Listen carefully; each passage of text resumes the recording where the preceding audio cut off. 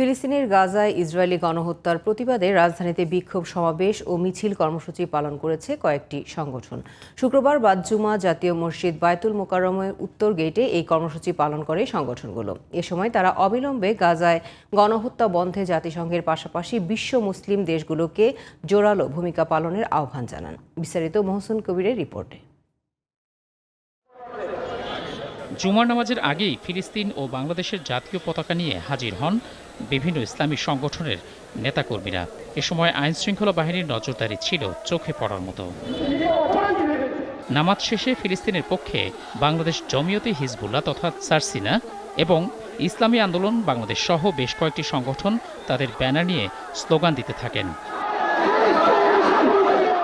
ইসলামী আন্দোলন বাংলাদেশের নেতারা অবিলম্বে গাজায় গণহত্যা বন্ধে দাবি জানান।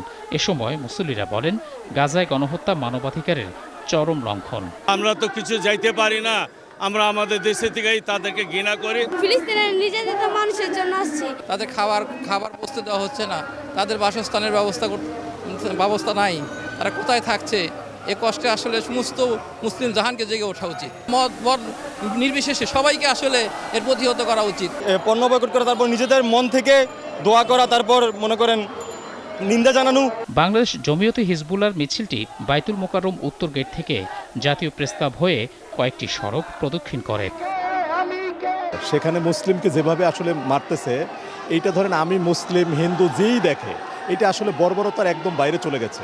ইসরায়েলি এবং আমেরিকান যত পণ্য আছে এই পণ্যগুলি বর্জন করা। ফিলিস্তিন স্বাধীন হোক, এই জন্য এইটার জন্য আমরা প্রতিবাদ করার জন্য আসছি। নির্বিচারে তাদেরকে হত্যা করছে, তাদেরকে শহীদ করছে। আমরা এটা তীব্র নিন্দা এবং ক্ষোভ প্রকাশ করছি। যেই সময় ঈদের মধ্যে আমরা নতুন কাপড় কিনি, সেই সময় বাবা লাশ খুঁজতেছে। যেই সময় রমজানের মধ্যে আমরা ইফতার করি, সেই সময় শিশু বাচ্চাগুলো ঘাস খেয়ে তারা তাদের দিনাতিপাত করছে। সমাবেশ শেষে ইসলামী আন্দোলন বাংলাদেশের মিছিলটি বায়তুল মোকাররম থেকে শুরু হয়ে পল্টন মোড় এবং নাইটিঙ্গেল মোড় হয়ে আবারও বায়তুল মোকাররমের উত্তর গেটে এসে শেষ হয়। মহসিন কবির, জিটিভি নিউজ, ঢাকা।